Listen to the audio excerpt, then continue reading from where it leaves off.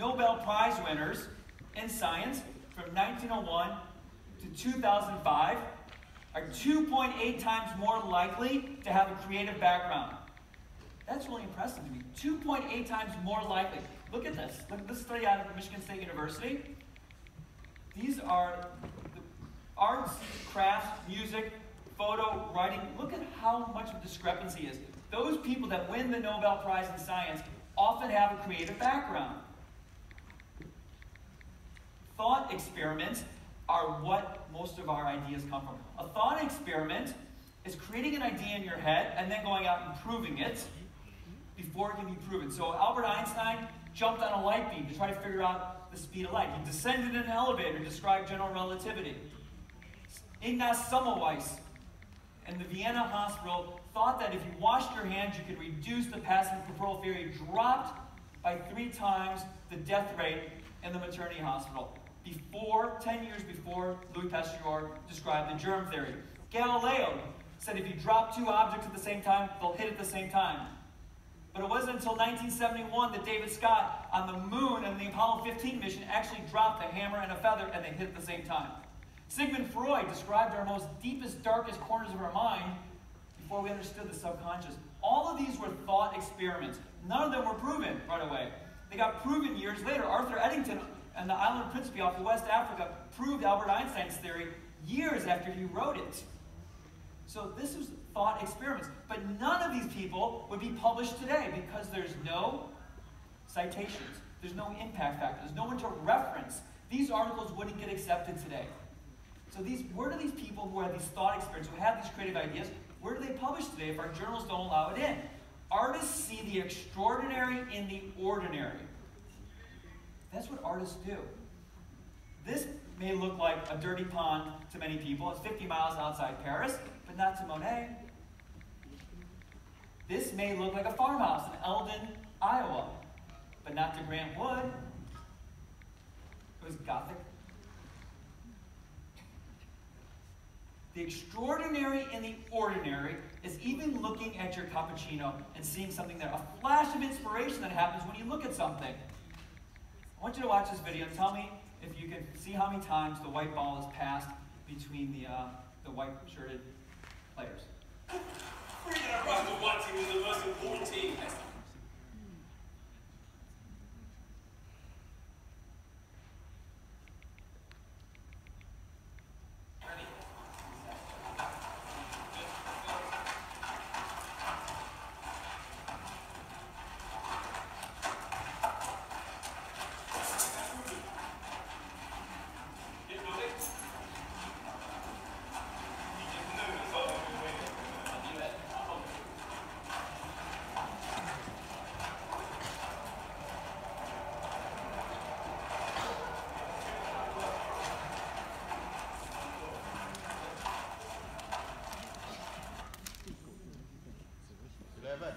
Eleven.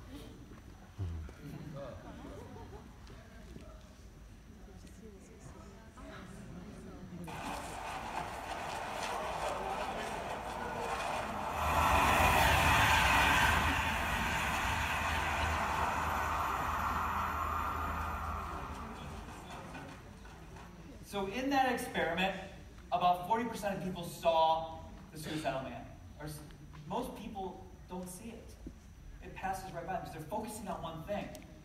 The ability to see the extraordinary in the ordinary, to look outside the obvious, is what's critical to growing our field and to not becoming commoditized. To look beyond the obvious and to imagine is what I think we're tasked with. 25 years ago, these two people were using a drug to treat strabismus and blepharospasms, and look what they discovered.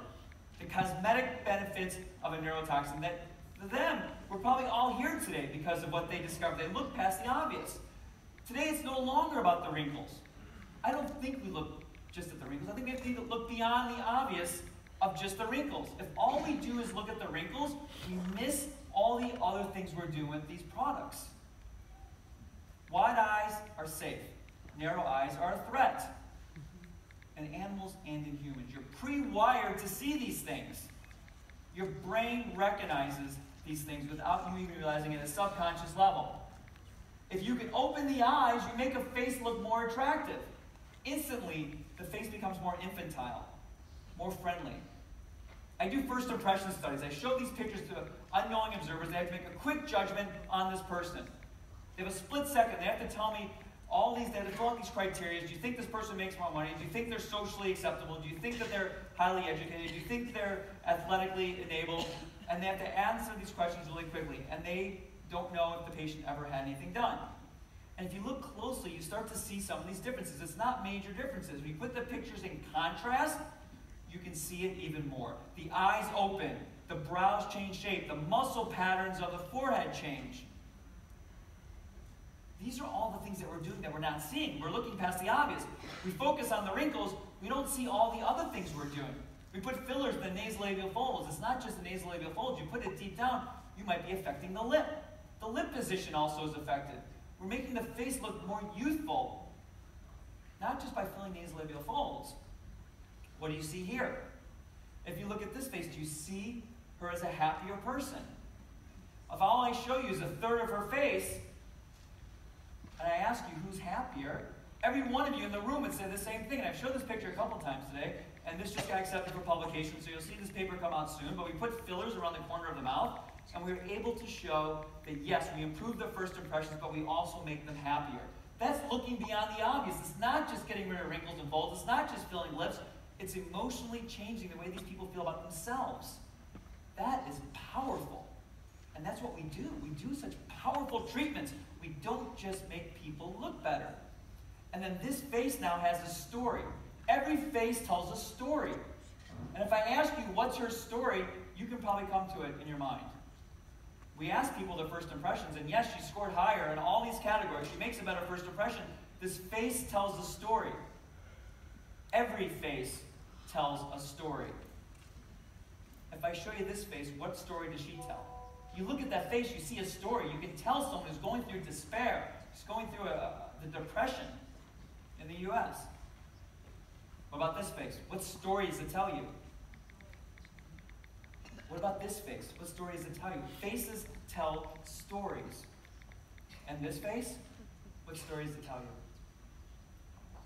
This is not telling you a story you want to see, because this face, while she's beautiful, she's mathematically maybe perfect, her face tells a story of being disingenuous, of being someone you don't trust. She doesn't appear authentic. That's what we're seeking. We're dying for authenticity today. Authenticity is leaving us. There's so much social media today. What you see in social media, you don't know what's true and what's not true. People are dying for authenticity. We're hungering for authenticity, to know that we can trust someone, that they're genuine when we look at them. And we have clues in the face. When the zygomaticus muscle and the orbicularis muscle, when they contract at the same time, we believe that face is more authentic. It's called a Duchenne smile. Well described since 1862. But yet, we're reducing the Duchenne smile. We're reducing the genuineness in a face by putting too much products in the wrong area. And we're following the FDA guidelines. We're following the guidelines that are being taught to us, as are the masses. And when the masses are taught how to do something that reduces genuineness in a face, we all suffer. Because then I have to spend time, as do you, telling the next patient that comes into your office, no, you're going to look natural. But doctor, no one looks natural, hasn't done. No, you're going to look natural. We have to fight that fear of looking unnatural. Because faces are telling stories that aren't genuine. So we need to tell stories about our patients, not just removing wrinkles, and we need their faces to be able to tell their stories. Art, imagination, philosophy, and storytelling.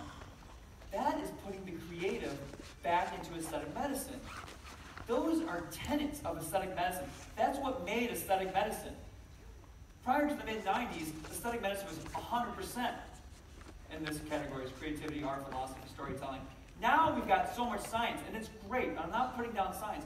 All I'm saying is that we need to not forget the creative components that got us here. Creative arts are essential to aesthetic medicine. And I think if we're going to move forward, we have to cultivate those creative arts. I love this Einstein quote: "To raise new questions, to regard old problems from a new angle, requires creative imagination." All the people who move us forward recognize that concept. So how do we do it? I think we need to get reacquainted with ambiguity, uncomfortable pauses, and thinking. Getting reacquainted with those things that we're not doing as much anymore because we don't need to anymore. When is the last time you've been in an elevator and you didn't pull out your phone and everyone in the elevator didn't pull out their phone? When's the last time you waited in line and didn't pull your phone out? Do you remember what it was like to sit there in an elevator and have to think about something? Or to be in line and have to make up a story in your head? Or to be in the backseat of a car and driving long distances and having to think? We've lost that ability to think. I have 3 children, all were teenagers. They're going into college, and I worry about the way they think. Their brains don't think the same way because they're so quick to getting fast bites of information. If they have to sit down and read a book, they struggle. To have an attention span that long is very difficult for them. And maybe we'll all move that way in the future. But I think there's something very powerful to being creative. Like putting your phones down for a second, because creativity doesn't take time. Creativity happens in the absence of time. When you get a creative flash of inspiration, it's fantastic. It's fantastic. You're sitting there and you see something, and all of a sudden it makes you correlate to something you're doing in your work, something that's happening to you every single day. It takes a flash of inspiration to look beyond the ordinary, and we become creative. It's associated with mood elevation. There's actually evidence to show that those who are creative, when they're being creative, their mood elevates. So by putting down our phones for a second, by listening, by thinking, by observing, I think those are some of the tenets that take us to the next level, even in our field. And we're all aligned on this. Industry, doctors, and all aesthetic societies. Because look at something like laser hair removal. It's commoditized. When laser hair removal first came out years ago, we did it. Now, today, we don't do it anymore. It's inexpensive. People come in for a low price. They can get it at any spa in the neighborhood. LASIK surgery used to be a big field. It's no longer a big field. It's commoditized also, meaning you can get it anywhere cheaply, and it's a field that's gone away. Toothpaste is a commodity. Why you pick one toothpaste or another? We have to be careful that this doesn't happen to us. We have to be careful that fillers and neurotoxins don't become commoditized, meaning that people look at it just like they look at toothpaste. And they just get it for the lowest, cheapest price. We're seeing this already in the US where prices are dropping rapidly. You see advertisements on TV for $6 a unit, $7 a unit. People are trying to get consumers in, patients in, and they're giving to them at a very cheap, low price. That is trouble for us. So how do we fight this? I think we foster the creatives. Those who think different. Creative thinking, retreats, curriculums in all of our programs. Welcome the creatives to our meetings, to our journals, and to our societies. Let's bring them in. Let's bring creativity back into aesthetic medicine where it used to be and where it lived. We should do a great deal for the science of aesthetics once we perceive, not merely by logical inference, but with the innate certainty of intuition. Intuition. To be able to reason it. Not just empiricism, reason to come to new creative ideas. The future, in my opinion, the future direction of aesthetic medicine will be in the hands of the creatives. They're the ones that are going to push it forward. The scientists with the evidence-based medicine, they're going to prove it. But it's the creatives that are going to move us forward. We need to make sure they're part of our curriculums and our agendas and our speaking and helping us with innovation. And I ask, are we ready for that? Thanks so much.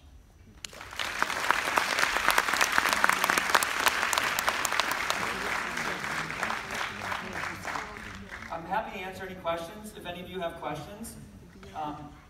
If you enjoy thinking like this, and I write a lot, and I've written quite a few books and publications, so you can, for those of you like to mind bend, I post some of these on a website called practicallyspeakingmd.com, and you can go there to get it, or I post them on Facebook and LinkedIn and Instagram, all those other places where we learn everything today.